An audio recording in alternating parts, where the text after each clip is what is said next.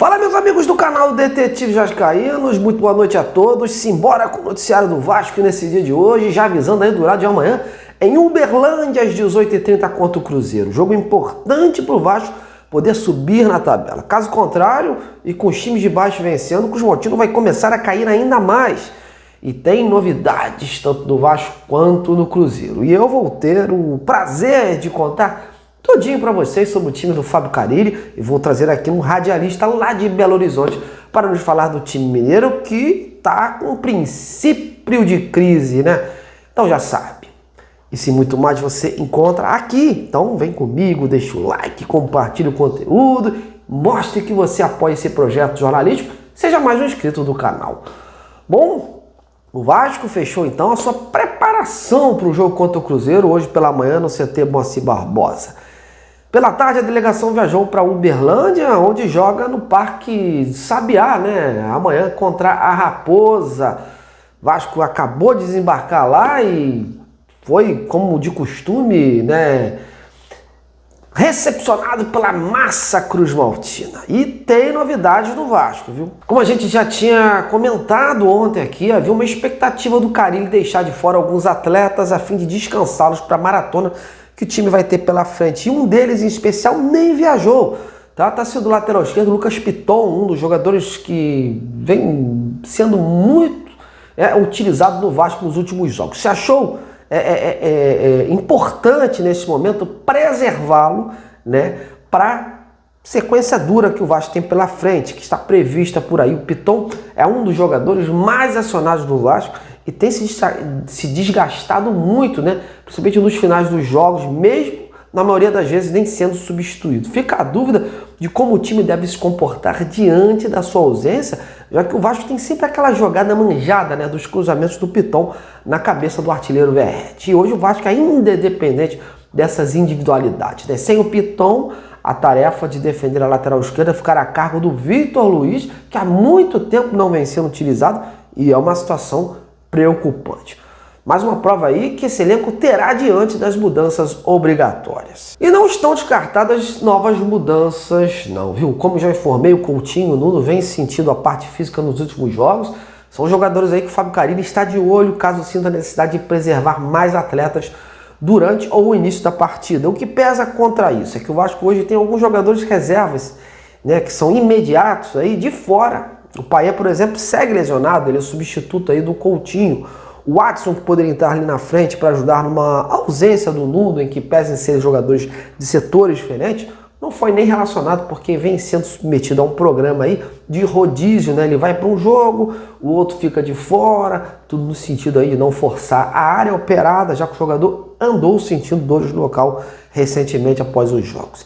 Em relação a mais desfalques, o Maurício Lemos segue de fora, está aí tentando consolidar a sua fratura na costela, que é uma área muito utilizada em termos corporais nos jogos. E o volante Tietê idem, também não vai para o jogo. Mas nesse caso até uma boa notícia, porque o volante voltou aos treinos hoje, depois de uma longa ausência, devido a problemas de saúde, né, com seu filho recém-nascido. Isso mostra que ele poderá já voltar na próxima partida do duelo contra o Operário pela Copa do Brasil. O jogador precisa melhorar o seu recondicionamento físico e vai ficar aqui no Rio treinando à parte para poder viajar para o Paraná e ficar à disposição do Fábio Carille. Fábio Carille, aliás, que tem mais uma chance aí de melhorar esse time na sequência da temporada. As cobranças são muitas em que pesa a diretoria estar apoiando o treinador. Os resultados contam também demais para a sua continuidade.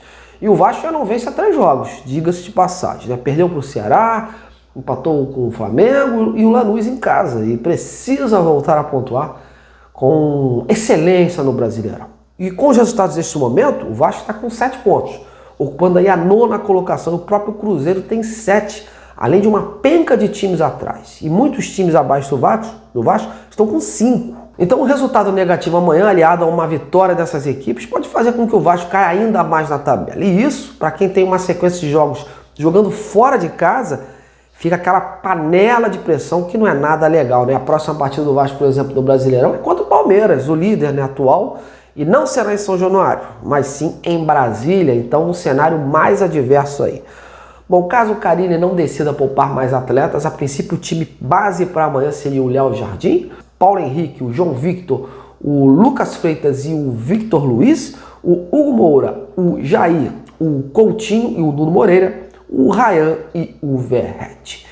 E você, pouparia mais atletas ou concorda que o Vasco não tem elenco para ficar fazendo muitas mudanças nesse sentido? Então comente aí embaixo e participe. Bom, agora chegou a vez de falar do Cruzeiro e eu tinha prometido ontem trazer aqui hoje um profissional que acompanhe o dia a dia do Clube Mineiro para nos contar como chega a Raposa para esse duelo de amanhã. E por lá, a crise anda batendo na porta do clube. Tem jogador importante cortado de última hora da relação e reforços caseiros que hoje são a aposta, né, da equipe já visando esse jogo de amanhã. Mas quem vai falar sobre esse cenário é o meu colega Sulimar Silva, repórter da Rádio Inconfidência. Sulimar, fique à vontade, prazer estar aqui de novo no nosso canal. O que você tem para nos contar? Olá, amigos, conectados conosco aqui no Detetives Vascaínos, o time do Cruzeiro que tem vários problemas para este jogo contra a equipe do Vasco da Gama no Parque do Sabiá, em Uberlândia. O técnico Leonardo Jardim com problemas dentro e fora das quatro linhas. Vamos começar com a parte das quatro linhas. O zagueiro Fabrício Bruno recebeu o terceiro cartão amarelo e já voltou para Belo Horizonte. Não foi para Uberlândia, depois do jogo contra a equipe do Palestino do Chile pela Copa Sul-Americana, onde o Cruzeiro ocupa a lanterna do grupo. Não venceu nenhuma partida até agora. Perdeu dentro do Mineirão, perdeu jogando na Argentina e perdeu agora jogando também lá em Coquimbo. Para este jogo, o técnico do Cruzeiro ainda pensa no substituto do Fabrício Bruno, esse jogo contra o Vasco da Gama. A outra situação é o atacante Dudu, que foi cortado, segundo o técnico do Cruzeiro, por opção técnica, mas não foi por conta disso, foi por conta da declaração polêmica após o jogo contra a equipe do Palestino, porque o Dudu disse que não entendia o motivo de ter perdido a titularidade na equipe do Cruzeiro e ele está, inclusive, com o futuro indefinido e ameaçado na equipe do Cruzeiro. Ainda será realizada uma reunião para definir para onde e como vai ficar a situação do Dudu, que tem apenas 2 gols em 16 jogos com a camisa do Cruzeiro. E falando deste time que pode enfrentar a equipe do Vasco da Gama, o técnico tem algumas situações aí de retorno, como o Fagner, lateral direito, ele também começa a ser esta opção para lateral direita. O Jonathan Jesus deve ficar na zaga, na vaga do Fabrício Bruno, ao lado do Lucas Vidalba. O zagueiro paraguai Matheus Gamarra, não tem nada a ver com o Carlos Gamarra, né, que jogou na seleção paraguaia, também é uma opção, mas a torcida realmente não quer que ele jogue porque ele jogou muito mal. O William, lateral direito, também é outro que está no departamento médico. Com isso, o técnico Leonardo Jardim tem o retorno do Matheus Pereira, Fagner e também do Bolassi, jogador que estava na equipe do Criciúma e também estava fazendo um trabalho de reforço no Cruzeiro. Então, o time do Cruzeiro tem essa opção do Fagner na lateral direita e não divulga a escalação para esse jogo, mas deve pintar Cássio, o Fagner, com o Jonathan Jesus, Vidalba e mais o Kaique jogando pela lateral esquerda, no meio campo com o Lucas Silva, Lucas Romero, Matheus Pereira e também o Wallace, na verdade o Wallace e Matheus Pereira, Caio Jorge e Lautaro Dias. O Gabigol deve ficar no banco de reservas para esse jogo. Falando do Cruzeiro direto de Belo Horizonte para o Detetives Vascaínos, falou o repórter Sulimar Silva. Grande abraço! Valeu demais, Sulimar, pela sua participação aqui de novo. Olha, galera, tá na hora mesmo do Vasco voltar a ter um equilíbrio nesse Brasileirão, né?